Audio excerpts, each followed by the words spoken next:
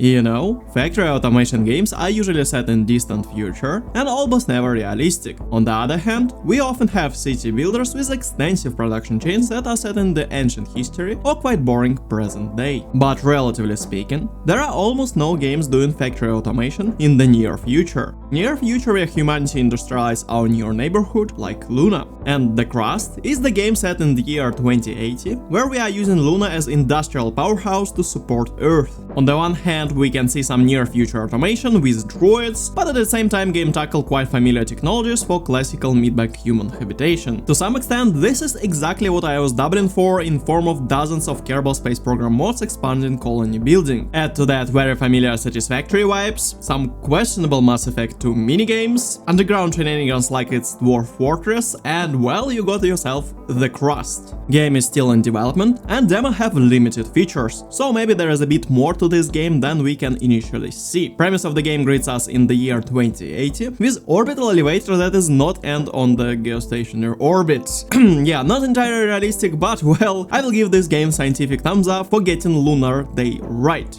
As the Crust is being set in the near future, well, we still rely on the power of the sun with solar panels. You quickly start tutorial by making some batteries and solar panels, and this will help to endure yourself through, well, Lunar Day cycle. The Lunar Day lasts for 29 days, 12 hours and 44 minutes, though this is like 15 Earth days to go dark with the Lunar Night. Although the game is set somewhere near lunar equator, I wish if in the future there would be an option to play on the poles that have the polar day and nights that are lasting like for 173 days each. After getting underground during tutorial, the moon has got hit with something wiping majority of infrastructure on the surface. So now we are aimed with experimental technologies to reindustrialize the moon and to help out Earth. So basically we'll be digging underground for some resources while powering your endeavor with fields of solar panels on the surface. You start by moving resources around buildings with drones, technically doing the handcrafting of sorts. But quite soon you get access to belts and the game becomes more of a classical factory automation game with miners, smelters and other machinery. Until it is not. First, you have contracts that you need to care about if you want to expand your factory and research technologies. And while the game like Satisfactory and, well, its space elevator milestones are daunting, in the Crust you get random selection of small tasks.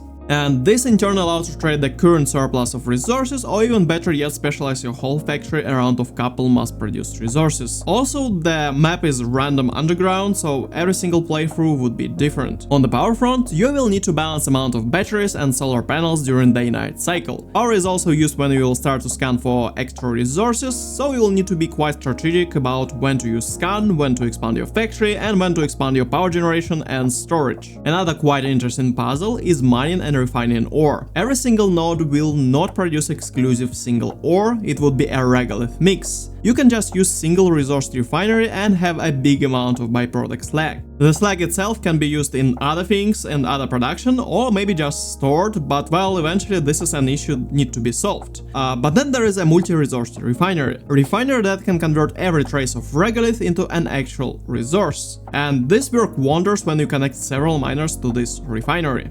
So, in my first factory, I end up with two multi-resource refineries on separate ends of my factory.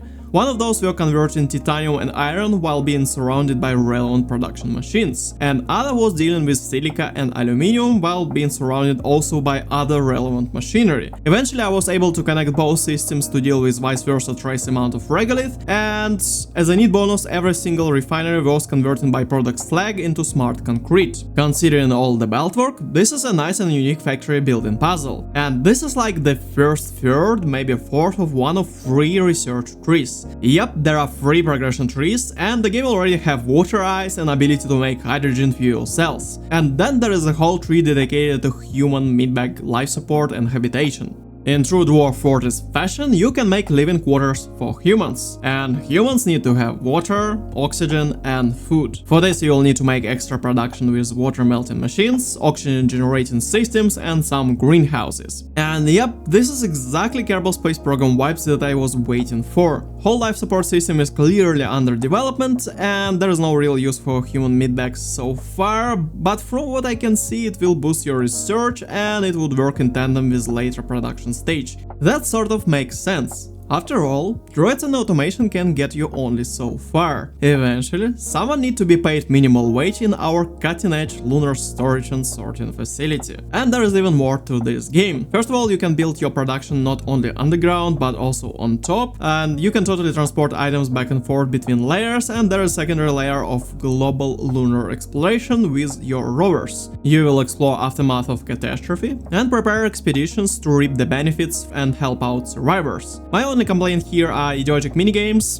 They are totally out of place and remind me of Mass Effect 2, yeah, definitely. And yeah, sort of like pointless, get old really fast, and then you question the whole automation thing, like you have those droids and now you're just following the dot on the screen. Yeah, that's kind of dumb. But maybe this is me, and the actual thing that I'm looking for is some sort of technology that will just remove those games after the certain point. Also, we are talking about moon with its low gravity. Like, rovers are so 20th century. Just assemble and launch some suborbital rockets back and forth. Also, who the hell drives when you have rockets and no atmosphere? And the moon is not small, like lunar equator is 11k kilometers. Another thing that is clearly underdeveloped in this game is the prospect of moon just being more of like Earth supply thing, when, well, in reality it should be also a supply point for the colonization of the solar system. You know, like building spaceship parts, making fuel, maybe even producing the food, since, well, even with the space elevator on Earth, maybe it's way cheaper to ship things from the moon. And industry in space is way more ecological. Also, game lore implied the space elevator on Earth, when in actual reality space elevator on moon is already kind of possible with our current level of technology. So having no space elevator on heavily industrialized moon but having one on Earth, it just doesn't make real sense. Or maybe our eventual goal would be to make one on the moon. Well, the game is still in development, and I'm like more on the science fiction run right now than anything else, so let's go with everything else. Is there any real issues with the game at the moment? Well, on the technical front it works quite well. Works decently with multi-monitor setup, have all the windowed full screen options and things like native FPS limiters. But I probably have overkill PC for this Unreal Engine game. Also, the game is being developed not in America, so I guess developers have initially higher demand for the game performance and do not use top-end hardware as a solution. My main concern with the game is the keybinds, and more precisely total lack of keybinds or any action bar in the game. If you look at any factory automation game, they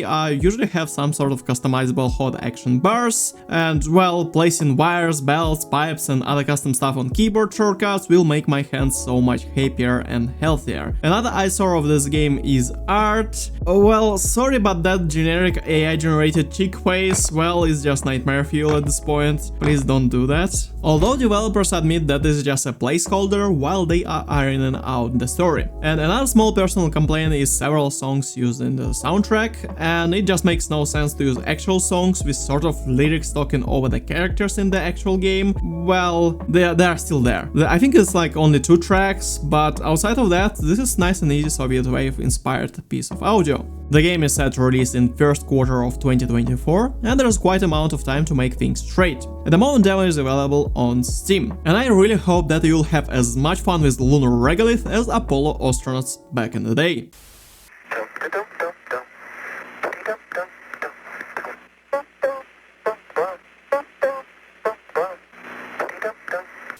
This was the Crust. Thank you very much for watching. Have a nice one, and Yakist out.